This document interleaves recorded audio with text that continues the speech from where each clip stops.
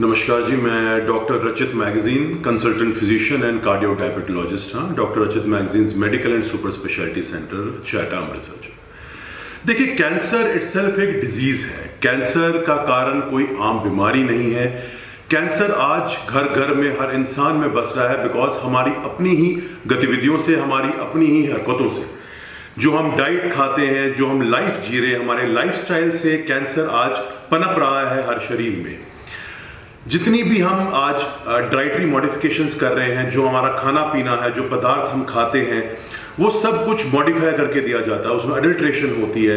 Ground level पे जब एक किसान उसको उगाता है तो वो उसे इंजेक्शंस लगा के और फर्टिलाइजर्स के थ्रू उसे बड़ा करता है ताकि जल्द से जल्द वो हम लोगों के पास पहुंचे, और जो चीज़ ज़्यादा मात्रा में दी जानी चाहिए उसमें देने के कारण, उसके कारण कुछ ऐसे पदार्थ म्यूटेशंस होती हैं जिसके कारण कैंसर की जन्म होना शुरू हो गया है। सेकेंडली, जो हमारा खान पान, जैसे जंक फूड हम बहुत खाते हैं, जंक फूड के कारण कुछ ऐसे हमारे पार्टिकल्स बॉडी में प्रोड्यूस होते हैं जो कैंसर के सेल्स को पनपाते हैं और उसे इंक्रीज करते हैं।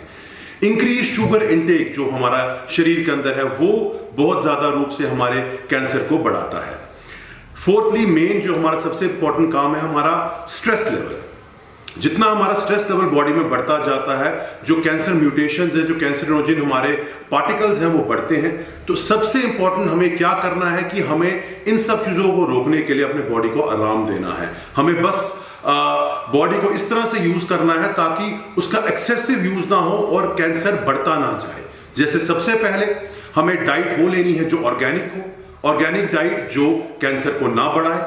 सेकेंडली, अगर मोस्ट इंपॉर्टेंटली, हमने बॉडी को योगा करनी है, अब रेगुलरली वॉक करनी है, हमने वो चीजें खानी है जो हम घर में बना सकें, जो बाहर से जंक फूड ना हो, जो फ्राइड आइटम्स ना हो, जिसका तेल यूज किया जाता है वो रेगुलर टाइम मल्टीपल टाइम से बनाया जाता है उसमें, तो वो कैंसरोजन हो जाता है जो कैंसर को प्रोड्यूस करता है। बहुत सी ऐसी दवाइयां हैं जो कैंसरोजन होती हैं बिकॉज रोजमर्रा की जिंदगी में इंडिया में हमें वो दवाइयां ओवर द काउंटर मिल जाती हैं, हम खुद ही जाके केमिस्ट से दवाइयां लेते हैं, डॉक्टर्स को कंसल्ट करते नहीं हैं, और वो दवाइयां भी कैंसर को जन्म देती हैं। सो सेकेंडली, अगर बचने का सबसे इंपॉर्टेंट हमें जो काम करना पड़ेगा, हमें अपने आप की लाइफ को ऐसा मॉडिफाई करना है, हमें अपने आप को ऐसा स्टेबलाइज करना है ग्राउंड लेवल पे, जैसे कि अवेयरनेस गवर्नमेंट की तरफ से होनी चाहिए, कैंसर कैंप्स होने चाहिए, स्क्रीनिंग कैंप्स होने चाहिए जो हमें बता सकें कि कैंसर अगर किसी को हुआ है तो जल्द से जल्द वो पकड़ा जाए। उसकी इन्वेस्टिगेशंस ग्राउंड लेवल पे होनी चाहिए, विलेज लेवल पे होनी चाहिए, ब्लॉक लेवल पे होनी चाहिए, और इस सब में हमारे साथ अगर गवर्नमेंट का एक बहुमूल्य रूप से जुड़ाव होगा तो ये हम जल्द से जल्द इसको पकड़ सकेंगे और इसे कंट्रोल कर सकेंगे, और हम अपने देश को, अपने कंट्री को कैंसर मुक्त कर सकेंगे। देखिए, हर कैंसर के अलग अलग लक्षण होते हैं। अगर आप समझे थ्रोट के, जैसे आपने एग्जांपल दिया, सबसे पहले गले की आवाज बदलनी शुरू हो जाएगी, गले में सोजिश आनी शुरू हो जाएगी, सोज बढ़नी शुरू हो जाएगी।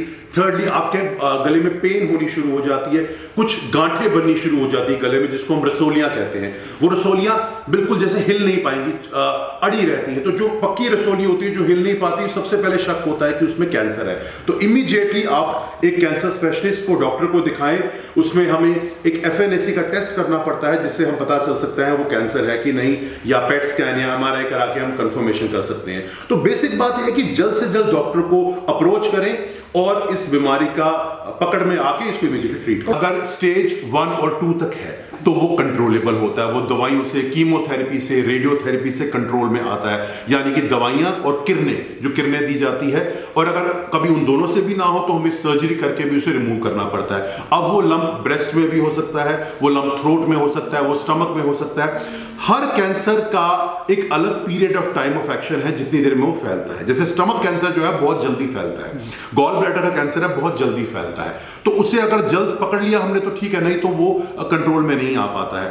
तो अगर इन लक्षण को आते ही सारी हम उसको पकड़ ले तो हम इमीडिएटली उसे कंट्रोल कर सकते हैं और उसकी रोकथाम कर सकते हैं। यही सबसे बड़ा हमारा आज अपनी, अगर मैं शहर की बात करूं अमृतसर की, सबसे बड़ी प्रॉब्लम यही आ रही है कि लोकल जो लोग हैं वो लोकल केमिस्टों के पास जाते हैं और उनसे ट्रीटमेंट लेते हैं। अब वो केमिस्ट इतना पढ़ा लिखा नहीं होता, ना वो डॉक्टर होता है, उसे पता नहीं है, वो लोकल उसको कोई एक एंटी इंफ्लेमेटरी या सोजिश की दवाई देके सोचता है वो चीज ठीक हो जाएगी। जब तक पेशेंट इन्हीं दवाइयों को लेने के साथ टाइम निकल जाता है, कैंसर की स्टेज बढ़ जाती है, कैंसर फैल जाता है। देखिए, कैंसर अगर लोकलाइज्ड है, मतलब वो एक एरिया में है, तो वो ट्रीटेबल है।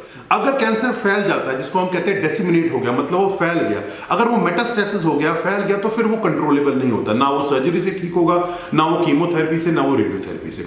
तो सबसे इंपॉर्टेंट, बार बार मैं एक ही बात कहूंगा, अगर आपको कोई भी लक्षण अपनी बॉडी में ऐसा नजर आ रहा है जो नॉर्मल नहीं है, जैसे कि कोई गांठ आपको नजर आ रही है, या किसी जगह आपको पेन हो रही है जो ठीक नहीं हो रही है, या किसी जगह कुछ ऐसा एबनॉर्मल ग्रोथ हो रही है जो आपको लग रहा है नॉर्मल में नहीं है, तो आप इमीडिएटली, बशर्ते कि आप उसे वेट करें या किसी केमिस्ट को दिखाएं, आप इमीडिएटली अपने लोकल डॉक्टर को या किसी कैंसर स्पेशलिस्ट को या किसी भी फिजिशियन को दिखा के एटलीस्ट उसकी जांच कराएं, ताकि पता चले वो प्रॉब्लम क्या है और उसका फर्दर समाधान हो सके। और लीवर में देखिए, लिवर में अगर कैंसर आएगा, सबसे पहले आपका पेट बढ़ना शुरू हो जाता है, पेट का साइज बढ़ जाता है, आपकी लैट्रिन काले रंग की आनी शुरू हो जाती है, मुंह से कभी खून भी आ सकता है, आपके जो लिवर के टेस्ट होते हैं वो इमीडिएटली एबनॉर्मल हो जाते हैं, आंखें पीली पड़नी शुरू हो जाती हैं, फेस पीला पड़ना शुरू हो जाता है, आपकी कहते हैं साइड से जो हमें टेम्पल्स एरिया कहते हैं, यहाँ से बाल झड़ने शुरू हो जाते हैं, आपके जो बाहों के कच्छों से बाल निकलने शुरू हो जाते हैं।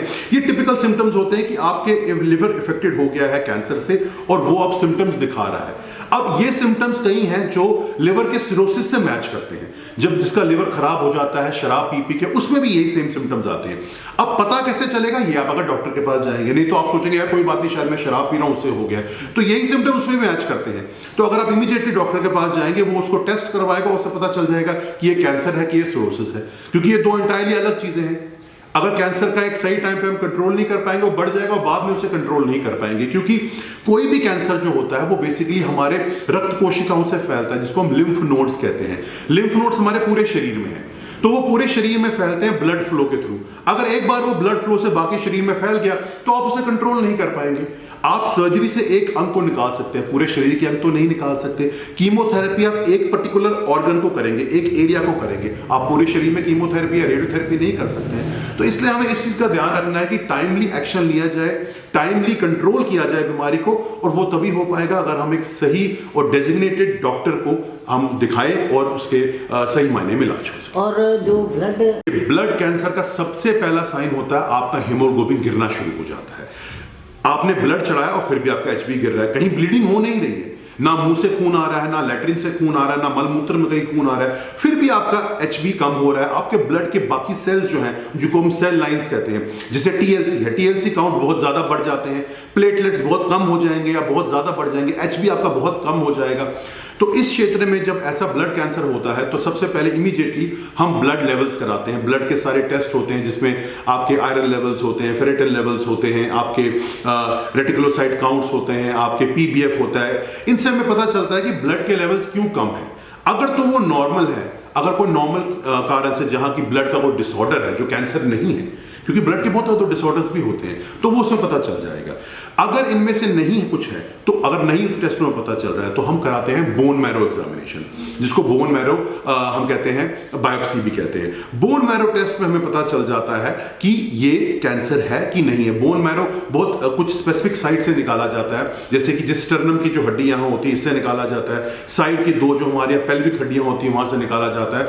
उस बोन मैरो के एग्जामिनेशन से हमें बोन की एग्जैक्ट जो ग्रोथ होती है हमारी ब्लड की, क्योंकि ब्लड जो होता है बोन मैरो से बनता है, तो वो एग्जैक्ट प्रोडक्शन में पता चल जाती है कि सेल लाइंस कहां से खराब है, तो हम उसको इमीडिएटली पकड़ सकते हैं और उसको ट्रीट कर सकते हैं। बट बात फिर घूम फिर के वही आएगी कि जल्द से जल्द इलाज करना है, जल्द से जल्द अपने डॉक्टर के पास जाना है और वेट नहीं करनी है, क्योंकि कैंसर एक ऐसी चीज है, ये शरीर को दीमक की तरह खा जाता है, और जैसे ही आपको पता चलेगा आप टाइम लूज कर चुके होंगे।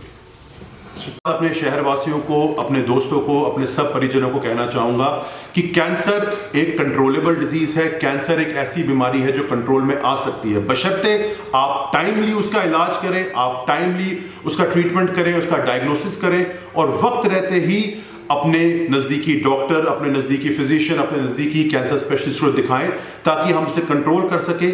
हम इकट्ठे होकर मिलकर इस बीमारी का जड़ से खात्मा कर सकते हैं। थैंक यू, नमस्कार।